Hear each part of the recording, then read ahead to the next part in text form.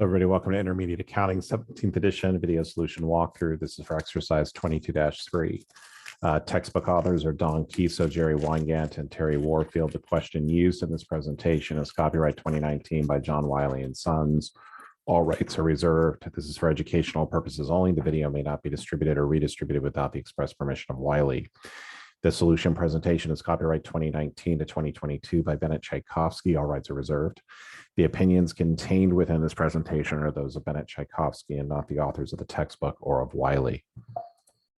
Okay, so let's go ahead and take a look over here. So we have an accounting, and the key thing is when we have an accounting change, what we have to kind of go through and do is to make sure that we're going through and fully disclosing. If we have this change, it has to be fully disclosed. The rationale behind the change possibly should also be discussed as well. But generally, before we adopt a accounting standard, so for example, if I'm going to open up a home supply business and I want to make that a publicly traded company, it would behoove me to look at companies like Lowe's and Home Depot to see what type of methodology that they're using so that I'm industry consistent. If I decided to adopt a method that was outside of that kind of consistent methodology, then it's something I want to be kind of somewhat wary of. Okay, so right over here, Tavares decides at the beginning of 2020 to adopt the Fifo method of inventory valuation. Tavares had used the Lifo method for financial reporting since its inception on January 1st, 2018, and had maintained records adequate to apply the Fifo method retrospectively. Tavares concluded that Fifo is a preferable method because it reflects the current cost of inventory on the balance sheet. But note, the most recent costs are not going to be on the income statement. It's going to be first in, first out. So the oldest costs are being expensed first. The following table presents the effect of the change in its accounting principles and on cost of goods sold. So for each period presented, sales are 3,000 and operating expenses are 1,000. Tavares provides 2 years of financial statements. Earnings per share information is not required. So the first thing it's asking us to do is to prepare income statements under Lifo and Fifo for 2018, 2019, and 2020. So let's go ahead and do this. We'll start with Lifo,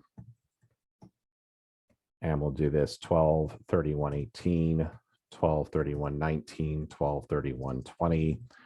We're going to have our revenues, our sales, less cost of goods sold, less our operating expenses is going to give us our net income. And so let's go ahead and start this up. So my sales here are going to be 3,000 each year. And my operating expenses are going to be 1,000 each year. And this is, of course, according to the problem. So under Lifo, the cost of goods sold was 800. Under Lifo for year 2, it was 1,000, and under year 3 was 1,130. So my net income is going to be my sales minus my cost of goods sold minus my operating expenses. Over here at 1,200, 1,000, and then 870. And now let's go ahead and do this using Fifo. So using Fifo,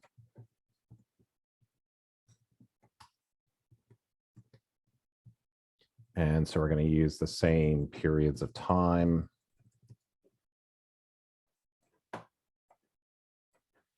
So under Fifo, the sales are exactly the same. Just remember, when we're using Lifo, Fifo, or weighted average, it's just the way we're assigning dollar amounts to cost of goods sold. So as we look over here for cost of goods sold under Fifo, it's 820, 940, and then 1,100.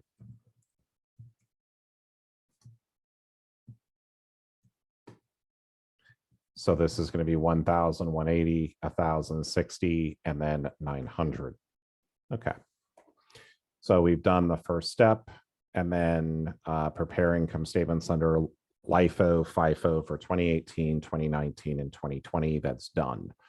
So again, just using the information they've provided to us, and let's go ahead and prepare the income statements reflecting the retrospective application of the accounting change from Lifo to Fifo for 2020 and 2019. So if we're going through and showing, going from Lifo to Fifo, what we're going to do over here, and we're going to say 2019, 2020. So we already reported this. So because we're now going to be going through and showing our income statement using, we're going to be showing our income statement using FIFO, I can essentially just come over here and use basically 3,000, 1,100, 1,000, and then 900. So that's going to be my solution for that part right there. But where it gets a little bit more interesting is when we're showing 2019. In order for us, one of the hallmarks of financial reporting is comparability. If I left this as I originally had reported it as LIFO, I would not have there's basically, you could even say comparability, you could say consistency. So in order to make our financial statements both comparable and consistent, right, what I want to kind of go ahead and do over here is I want to go through and say, okay, my sales, I'm going to basically call this as adjusted. My sales are now going to be 3,000, 940, and 1,000. So right over here, this is essentially going to mirror what I was doing over here under this FIFO example. So this is what I have to kind of go through and do in terms of showing the financial statements. So prepare income statements reflecting the retrospective application of the accounting change from LIFO to FIFO. Now, prepare the note to the financial statements describing the change and method of inventory evaluation. In the note, indicate the income statement line items for 2019 and 2020 and 2019 that were changed or that were affected by the change in the accounting principle. So I'm just going to kind of use what the book has in terms of their solution. So you'd say on 1/1/20, Tavares elected to change its method of valuing inventory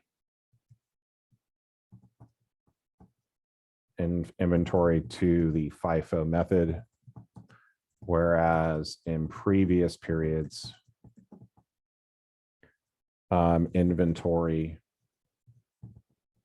was valued using the LIFO method.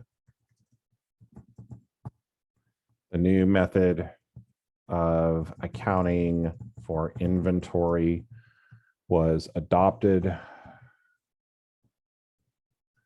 as the new method, as the FIFO method better reflects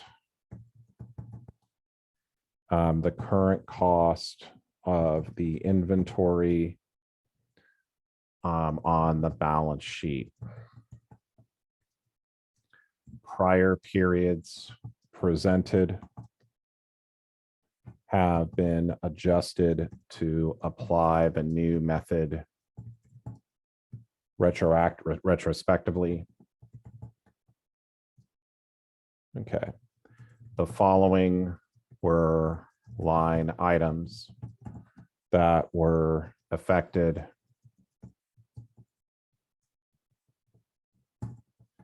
by the change in accounting principle.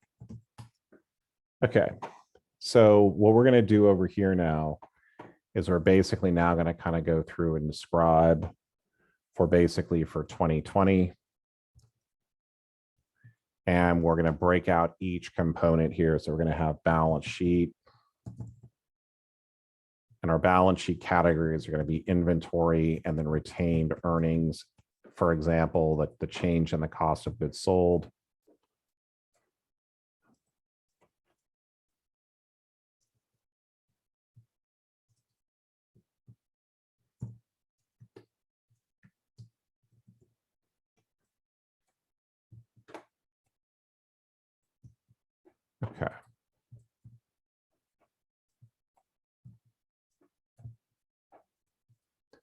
Okay, so right over here, my balance sheet under Lifo, which is the old, Fifo, which is the new, and then the difference. Lifo, Fifo, difference. And this is also going to be for 2019. Okay. Then in terms of the income statement, I'm going to have cost of goods sold, and then I'm going to have net income. And then lastly, we're going to have statement of cash flows.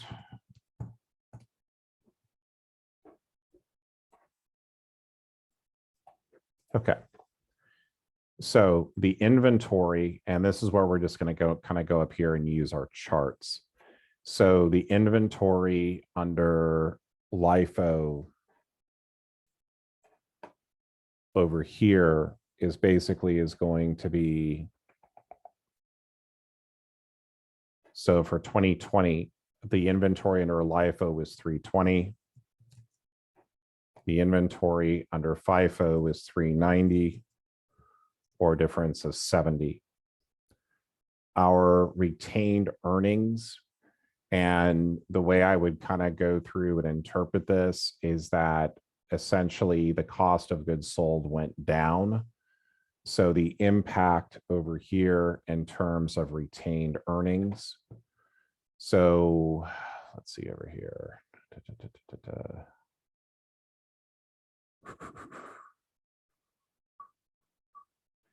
Okay, so under Lifo, retained earnings in 2020 was 3,070.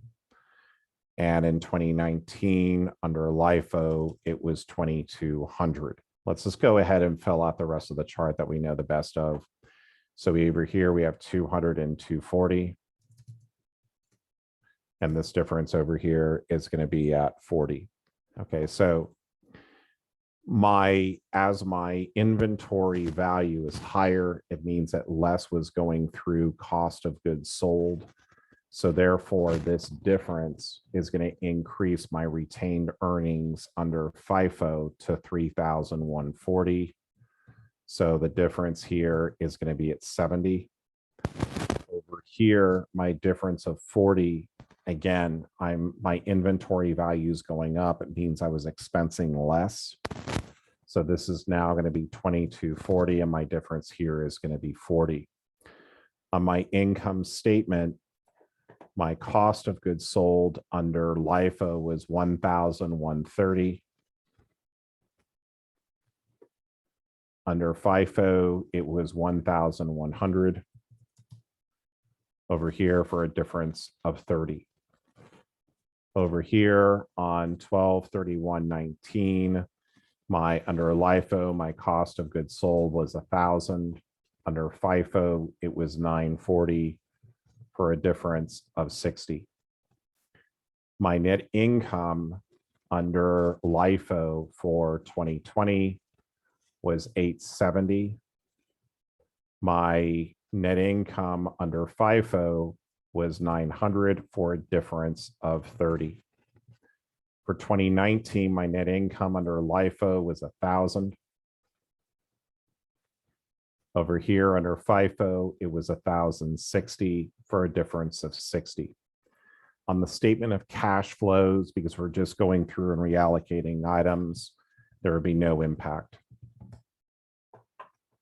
Okay. Now, in terms of when we go through and look at the last part of this question, so this one over here is that prepare the note to the financial statements. So what we've gone through and done was we're now going to be restating our financials using Fifo throughout. But what we're providing here is a way for the investor to go through and to tie back down the prior reporting period, and also to look at if we had kept Lifo for 2020, what exactly that would go through and look like. Okay. So the next thing I'm going to go ahead and do is prepare comparative retained earnings statements for 2019 and 2020 under Fifo. So what we're going to go ahead and do is we're going to go ahead and say 2020 we'll start with 2019. Okay, so my beginning retained earnings is essentially going to be the ending from the period prior, or 1200. So the ending as of 12/31/18 becomes my beginning for the following period. However, what I have to also realize though too is that there is an impact if I went to FIFO in the first year. That's going to, in 2018, so I'm going to have over here adjustment for cumulative effect of applying the new accounting method, or FIFO.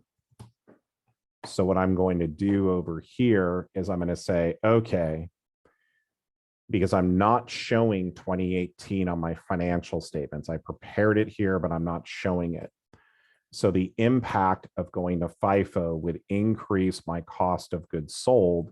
So therefore, my beginning retained earnings as adjusted is going to be going down. So I'm going to have retained earnings as adjusted is now going to be over here, 1,180. Okay.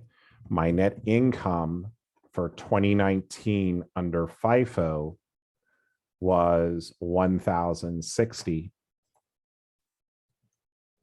So my ending retained earnings is going to be 2,240.